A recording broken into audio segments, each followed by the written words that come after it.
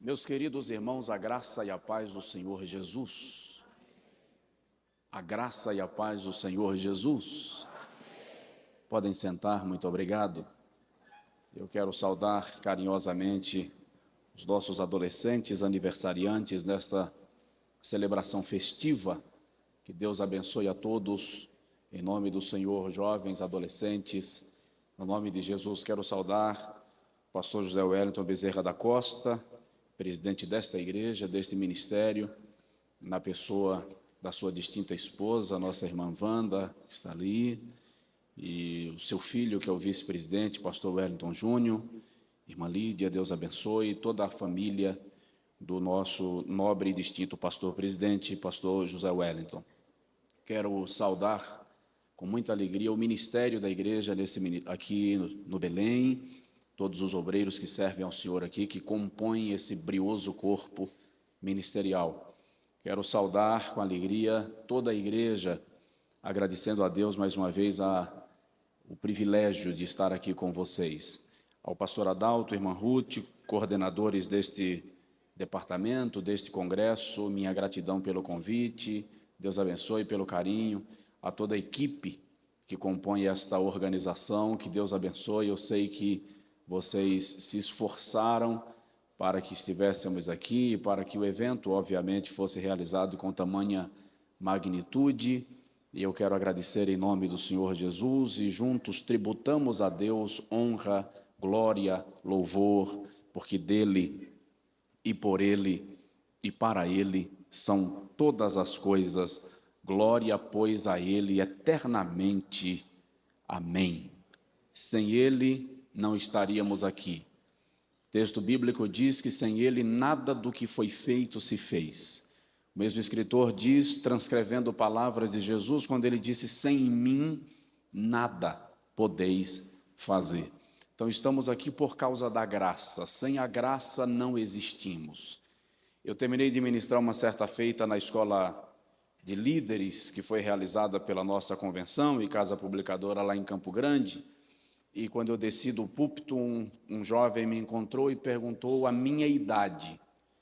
E como eu não tenho muito problema em dizer minha idade, eu disse para ele, e ele disse assim: eu queria que o senhor me respondesse qual é o segredo do seu ministério. Eu disse para ele: fácil, graça. Ele disse: não, eu queria saber quantas horas o senhor ora por dia. Eu disse: graça. Ele falou: não, pastor, o senhor não me entendeu. Quanto tempo o senhor gasta para fazer uma mensagem? Eu disse para ele: graça. Ele disse: pastor, falando sério, quantos dias por semana o senhor jejua? Eu disse: eu estou falando sério, graça. Você que não está entendendo. Se eu prego é graça, se eu leio a Bíblia é graça, se eu oro é graça, se jejua é graça, se consegue elaborar uma mensagem é pela graça. Nós somos resultados da graça de Deus. Diz aí para o seu vizinho, por favor: você é resultado da graça de Deus. Você é resultado da graça de Deus. Estes adolescentes são resultados da graça de Deus. O CAAD é resultado da graça de Deus. 18 anos de encontros e congressos e festas e celebrações com luta e tudo. Somos resultados da graça de Deus. Só temos que louvá-lo. Amém? Em nome de Jesus, alegria rever o pastor Genildo Simplício, rever o Rafael, alegria. Deus abençoe todos os nossos irmãos. E meu pastor, por favor, minha gratidão outra vez pelo convite honroso de estar aqui. Eu agradeço de coração. Deus abençoe. Orem por nós, pela nossa casa, pela igreja em Feira de Santana, para que Deus continue nos ajudando em tudo, sendo adorado. Abra comigo a sua Bíblia, por favor. Gênesis capítulo de número 41. Dado o horário, não vou me estender, mas quero compartilhar algo que Deus me trouxe ao coração nesta tarde para convosco.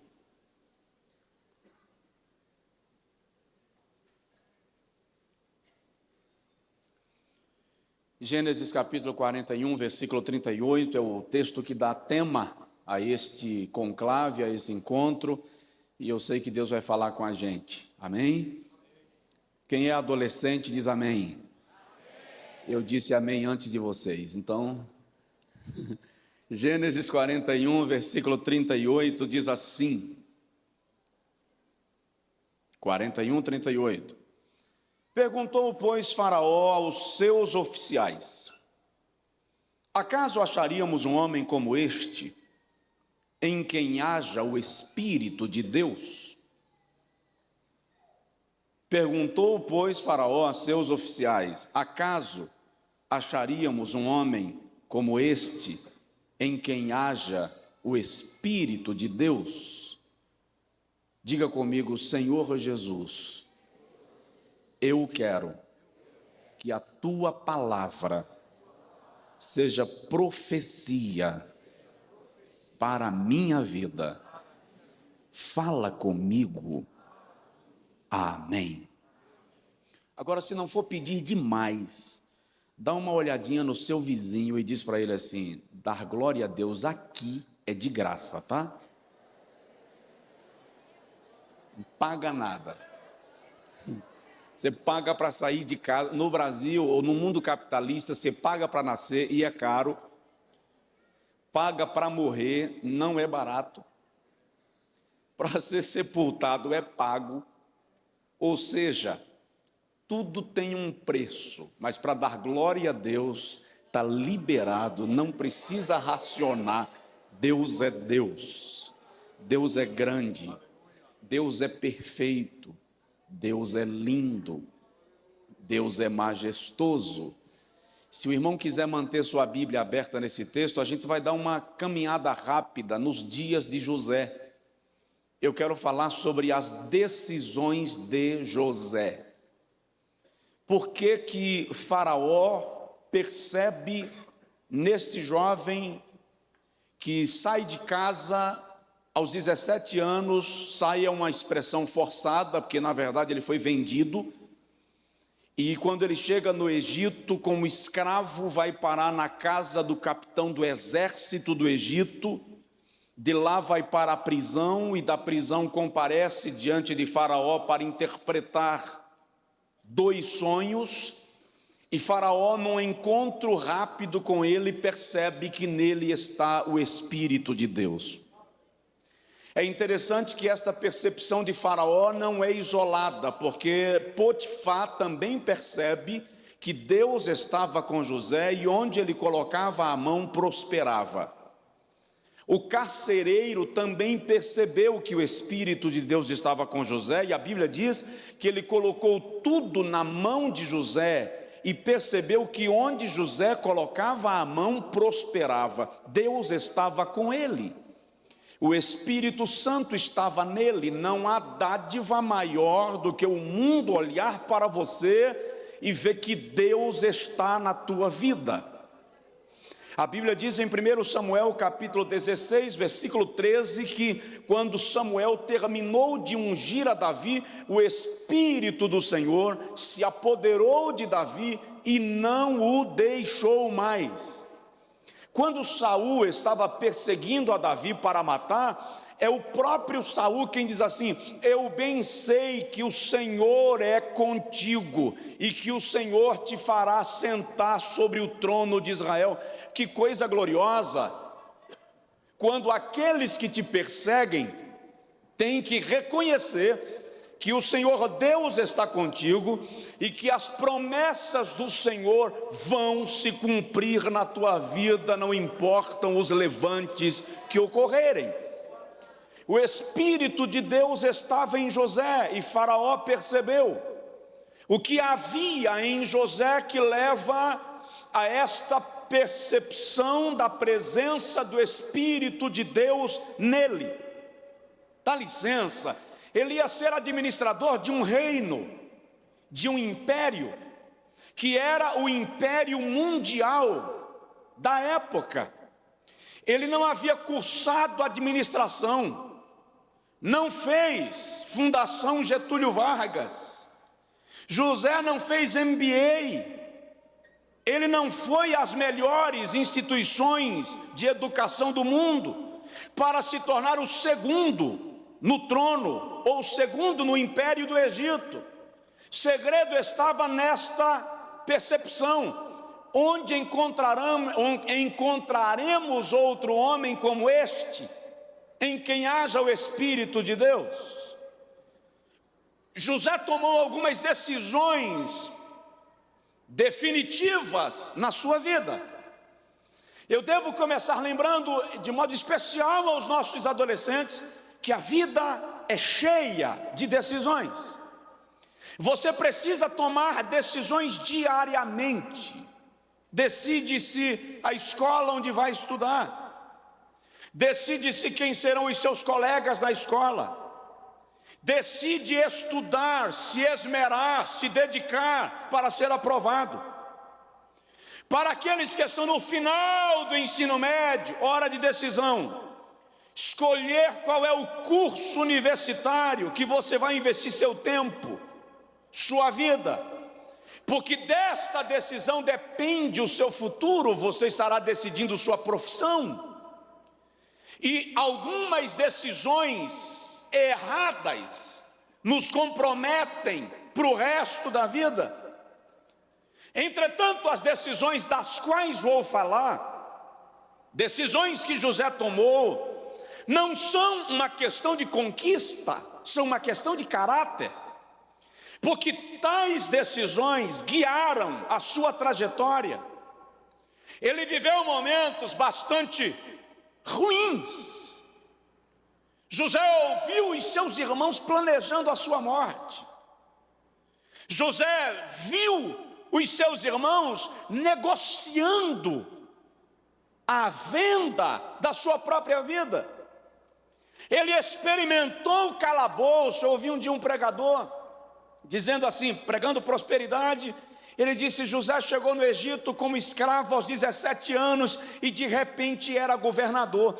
Eu não sei se 13 anos apanhando na cadeia, sendo caluniado, a gente pode chamar de repente. Na verdade, cada dia foi uma decisão. Vamos observar, como eu disse, eu serei bem objetivo, bem rápido, estas decisões de José, e segura isso aqui. Se você tomar as mesmas decisões que José tomou, ninguém te segura. Se você tomar o caminho que José tomou, ninguém te mantém sob grilhões, sob prisões, porque essas decisões vão garantir o teu sucesso onde você estiver e naquilo que você empreender. A primeira decisão que José tomou foi a decisão de falar a verdade. Rejeitou a mentira na sua vida. José não foi cúmplice de atitudes duvidosas. Ele não foi parceiro daqueles que não tinham temor de Deus.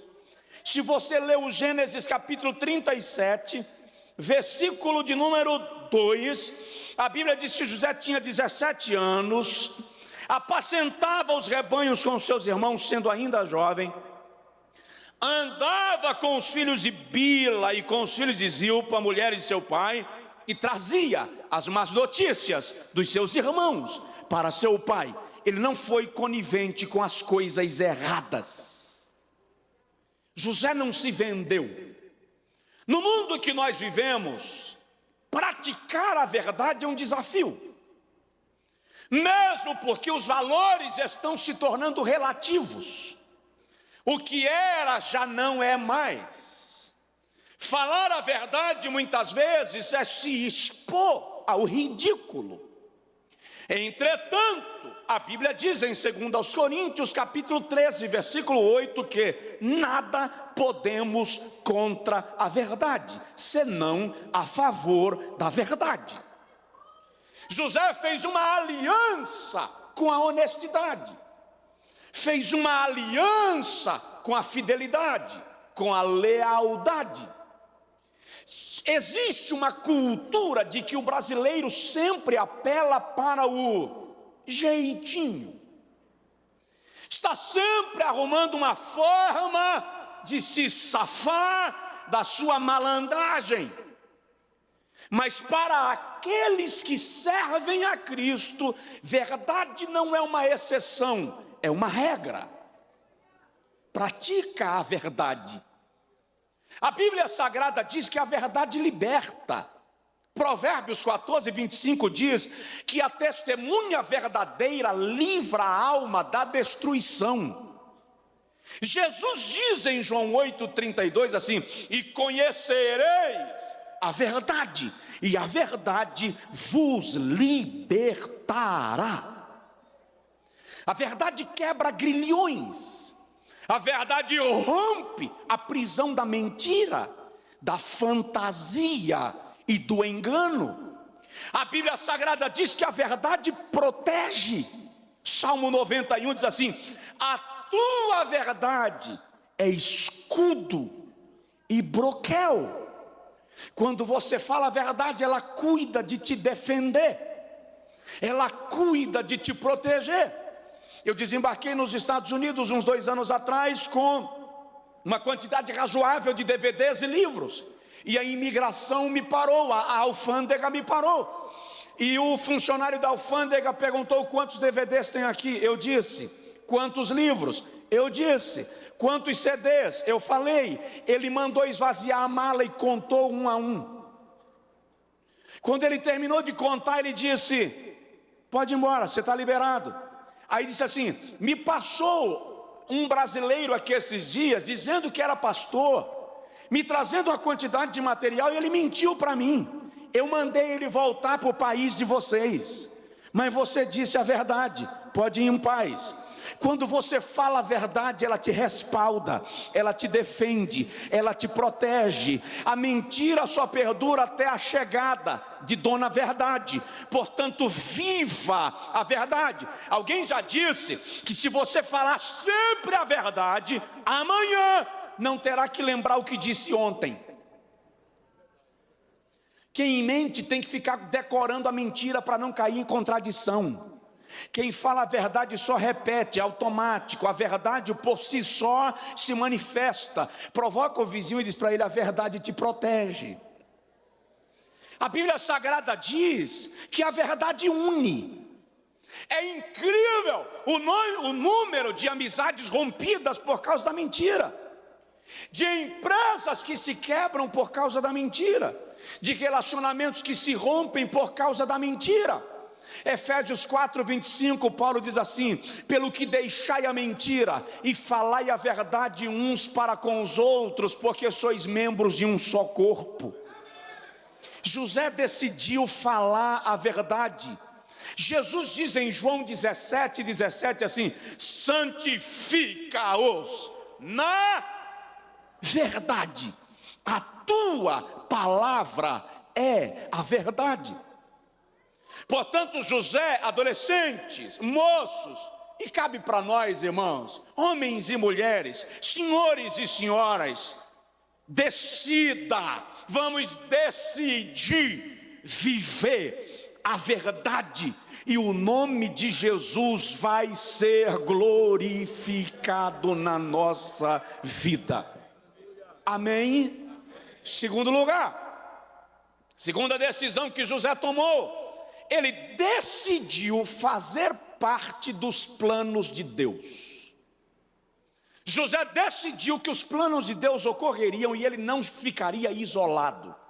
Se o irmão ler Gênesis capítulo 37 outra vez, lá no versículo de número 5 e no versículo de número 9, José teve 2 sonhos, e nos 2 sonhos que ele tivera, ele compartilhou o sonho com seu pai, e compartilhou o sonho com seus irmãos, embora eles não entendessem. Jacó não entendeu, mas calou a boca. A Bíblia diz que Jacó guardou tudo aquilo no seu coração. Não pode dizer assim: mas pastor, a Bíblia diz no versículo de número 10 que Jacó repreendeu a José. É verdade, mas o texto deixa entender que Jacó repreendeu a José por causa dos irmãos que o invejavam, mas guardou aquilo no coração. Você, moça, rapaz, adolescente, menino, menina, senhor e senhora, Deus tem planos específicos para a nossa vida. Presta atenção nisso, você não é obra do acaso. Deus não brinca de roleta russa. Quando você nasceu é porque Deus decidiu que seria você. Deus não brinca de jogo da sorte. No dia que você nasceu, milhares de crianças nasceram. Ao longo dos seus anos de vida, dezenas, centenas morreram. Alguns conhecidos seus, alguns amigos seus, outros você nunca ouviu falar. E você está vivo. Sabe por que você está vivo? Não é porque você foi selecionado na loteria espiritual. É porque Deus colocou o dedo em você e disse: eu o quero, eu a quero. Eu tenho um plano específico na sua vida e vou cumprir o plano que estabeleci. Eu ia dizendo que eu lembro, mas eu não lembro. Quando a minha mãe ficou grávida, por isso que eu não lembro, do menino que seria Josué, a situação financeira era bem precária e ela decidiu que não ia ter a criança. E a minha mãe tomou alguns chás para abortar o menino, mas o menino não morreu. Aí dona Dina, minha mãe, procurou um médico, ela morava aqui em São Paulo, e o médico aplicou uma injeção abortiva. Eu queria saber o nome desse médico, para amanhã de manhã eu ir no consultório dele. Mas a injeção não funcionou. A minha mãe, quando deu à luz ao Josué, eu nasci pesando 4,8 kg. Só uma mãe sabe o que isso significa. 54 centímetros de comprimento. É menino para não acabar mais. Eu de vez em quando brinco com a minha mãe e digo para ela: quanto mais a senhora engolia veneno, mais eu engordava. Na verdade, é que dona Dina estava dizendo: não vou ter a criança, e Jeová estava dizendo: eu quero o menino para mim. Deus tem um plano na sua vida. Provoca seu vizinho e diz isso para ele: Deus tem um plano na tua vida. Todos os livramentos que Deus te deu não foram por acaso. Todos os laços que se quebraram não foram por acaso. Tem gente aqui que é gêmeo. O gêmeo morreu e você ficou vivo. É porque Deus olhou para você e disse: eu tenho um plano na sua vida. Agora você decide fazer parte desse plano de Deus. Você decide aceitar o que Deus planejou para a sua vida. Salmo de número 139, o salmista diz assim: quando eu ainda era informe, no ventre da minha mãe, o Senhor já me contemplava. Os meus ossos ainda não haviam sido entretecidos, montados fio a fio, e o Senhor já me conhecia. Os meus dias estão escritos na palma da tua mão. Foi Deus quem escreveu a tua história.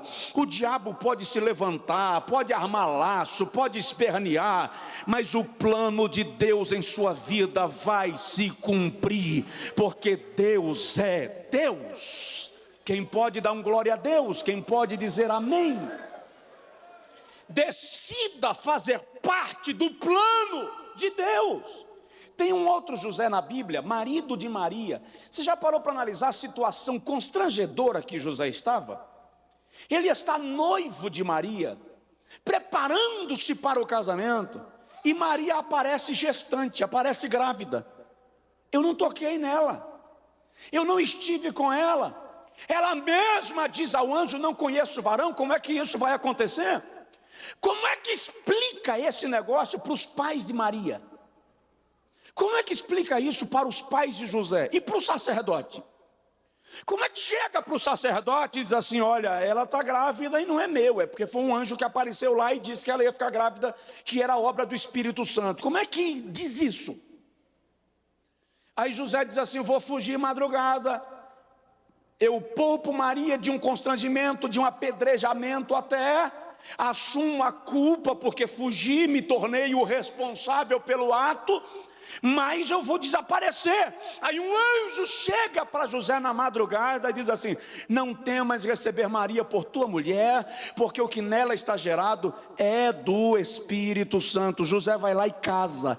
Você já parou para entender a grandeza desse ato de José? Ele aceitou fazer parte de um plano sem explicação de Deus. Presta atenção nisso. Tem coisa de Deus para a sua vida que não adianta tentar explicar para ninguém, ninguém vai entender. É com Deus e você. É com Deus e você. Tem coisas de Deus na sua vida que não cabe uma terceira pessoa, é só você e Deus mesmo. Diz aí para o teu vizinho, dá um toque de leve e diz para ele assim, é só você e Deus.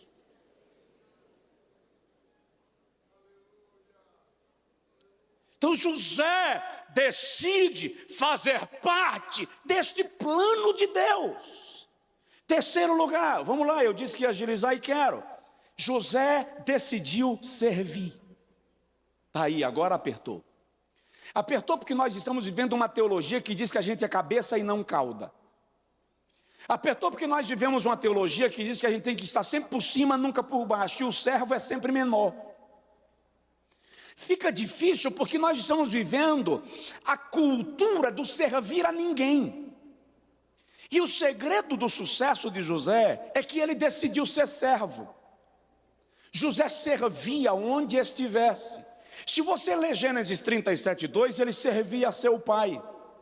Se você ler Gênesis 39:4, ele serve a Potifar, escravo de Potifar, servindo a Potifar. Aí você lê Gênesis 39:22, ele serve ao carcereiro.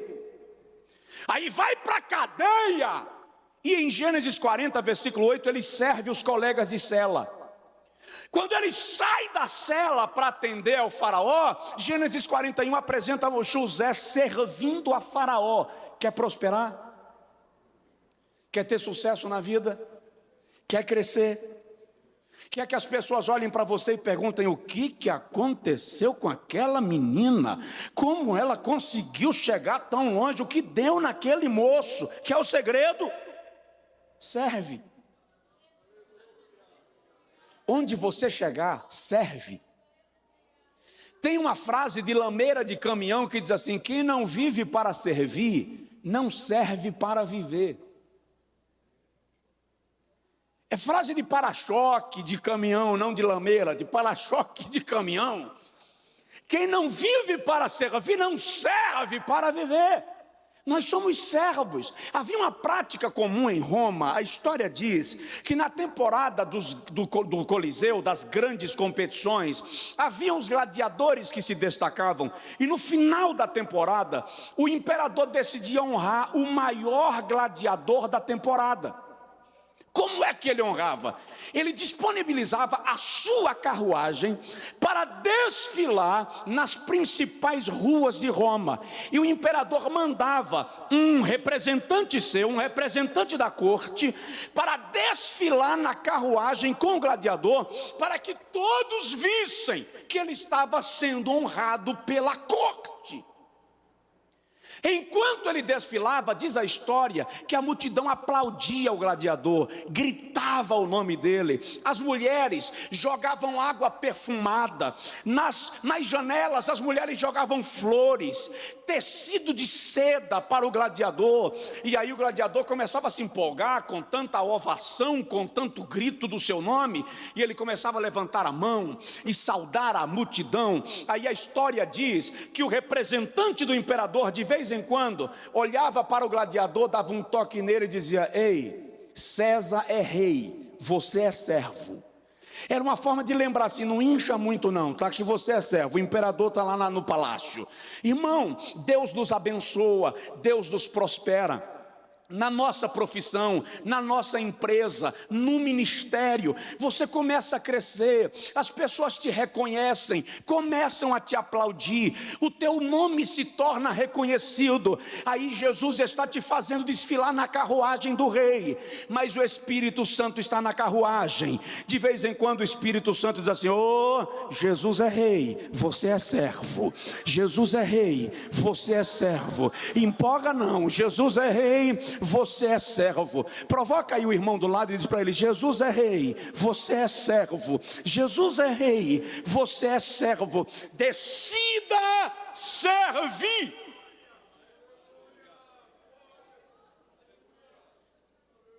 Nós precisamos aprender a servir uns aos outros. Precisamos aprender a estender a mão uns aos outros. Afinal de contas, Jesus nos ensinou isso em João capítulo 13.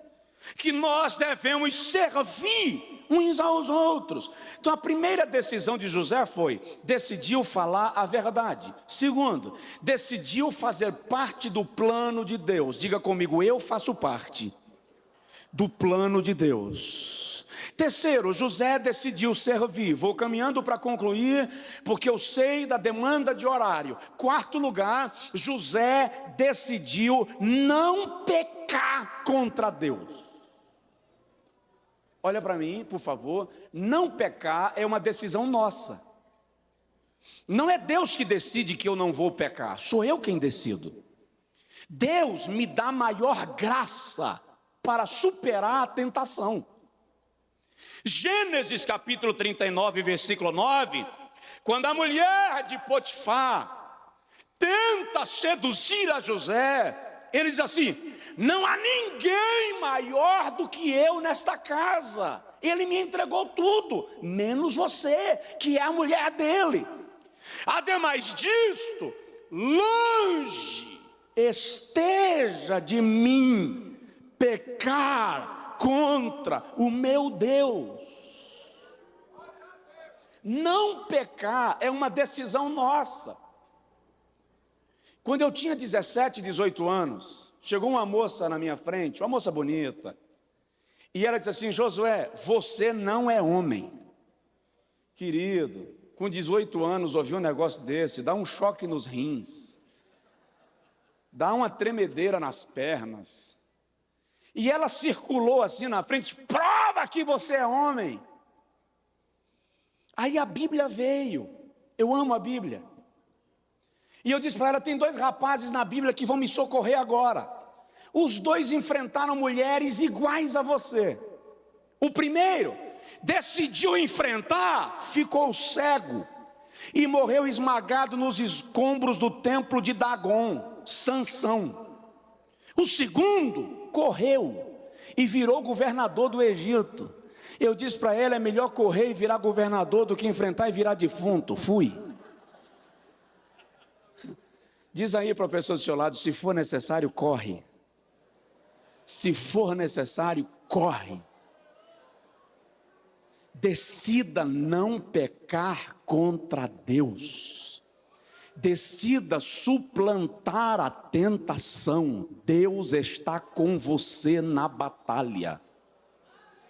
Deus está com você na luta. Daniel decidiu não se contaminar. Nós decidimos que seremos fiéis ao Senhor, e o seu nome será continuamente engrandecido em nossa vida. Quem pode dizer glória a Deus? Fica de pé, por favor. Último lugar, José decidiu andar com Deus. Andar com Deus é uma decisão nossa. Nós não decidimos os nossos amigos da escola? Não decidimos os amigos das redes sociais? Então vamos tomar a decisão de andar com o Senhor, porque Ele quer andar conosco. Pode observar o texto: Potifar percebe que Deus estava com José. O carcereiro percebe que Deus estava com José. Faraó, Gênesis 41, 38, percebe que Deus estava com José. Ele decidiu andar com Deus. Ah, como nós precisamos de uma geração que anda com o Senhor. O mundo inteiro jaz no maligno. A Bíblia diz que o príncipe das trevas está escravizando, dominando o mundo.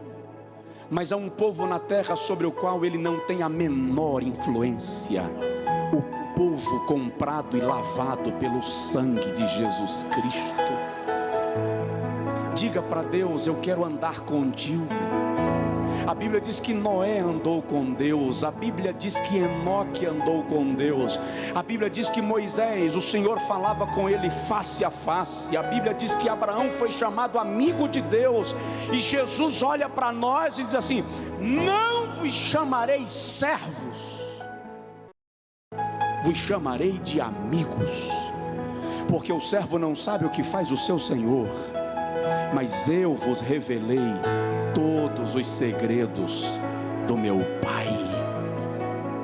Ore comigo agora e diga para o Senhor: eu quero andar contigo. Diga para o Senhor: eu quero te conhecer. Eu quero a tua presença na minha vida. Diga para o Senhor: eu quero que todos percebam que o Senhor está comigo. Eu quero que o mundo perceba que o Senhor está na minha vida. Aleluia! Glória a Jesus! Se o Senhor está conosco, o inferno não nos resistirá. Se o Senhor está conosco, as barreiras cairão por terra. Se o Senhor está conosco, as algemas serão quebradas. Fica conosco, Senhor.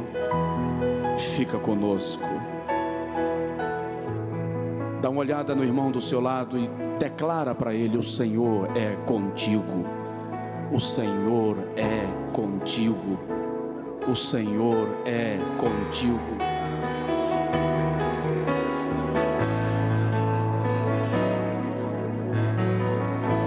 Agora, eu gostaria de convidar à frente aquelas pessoas que ainda não experimentaram o andar com Deus pela fé salvadora, pela fé salvífica. Aquelas pessoas que ouviram os louvores, ouviram a palavra e nesta noite querem sair daqui tendo entregue sua vida ao Senhor Jesus para a salvação. Aquela pessoa que está afastado da igreja e quer renovar a sua aliança com Jesus esta noite. Sai do seu lugar agora em nome do Senhor e vem à frente. Eu quero orar por tua vida com a igreja. Aqui chega a primeira pessoa, um jovem, um moço. Vem à frente agora em nome de Jesus. Nas galerias, desça por gentileza. Se você quer receber a oração se entregando ao Senhor.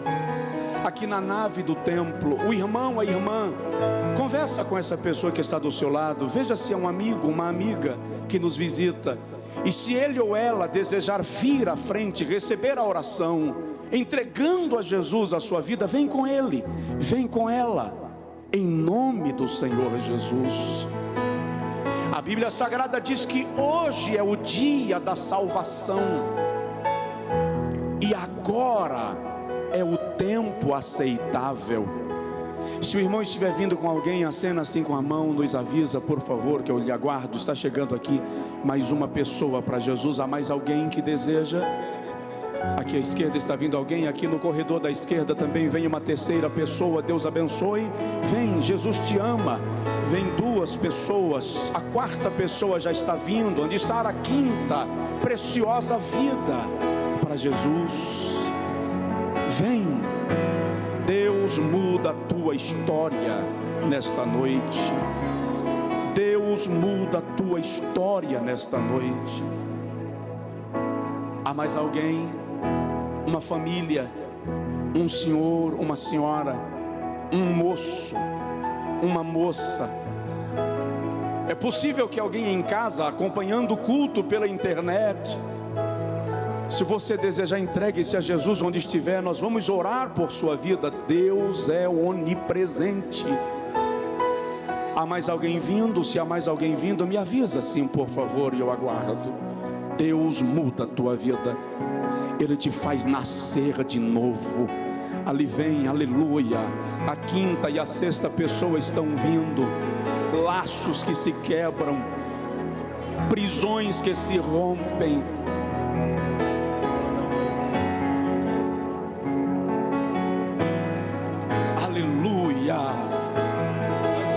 Mais uma pessoa, uma senhora chegando aqui à esquerda.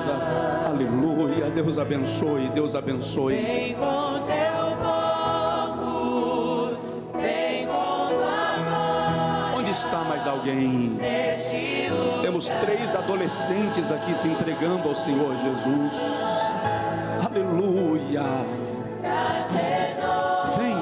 Há mais alguém vindo? Está vindo mais alguém ali à direita. Vem.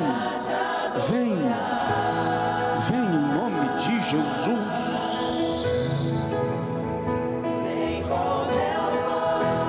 A tua verdade escudo e broquel. neste lugar. Pela graça sois salvos por meio da fé. Venha, venha, venha. Nós já vamos orar, mas 2 jovens estão chegando aqui à nossa direita. A igreja pode dar glória a Deus por esta obra gloriosa que só Jesus faz. Aleluia. Estenda a mão para cá. Estenda as mãos para cá, vamos orar por eles. Há mais alguém vindo? Há mais alguém vindo? Jesus, nós te louvamos por vidas tão preciosas, atraídas a ti pelo teu Santo Espírito. Te pedimos, ó Deus, o perdão para os seus pecados e a purificação para eles pelo sangue que Jesus derramou na cruz do Calvário. Registra seus nomes no teu memorial, Senhor, e dá-lhes a alegria da tua salvação. Nós te pedimos e agradecemos. Amém. Amém. O irmão que veio com ele, com ela, dá um aperto de mão, um abraço fraternal, em nome de Jesus. Pastor.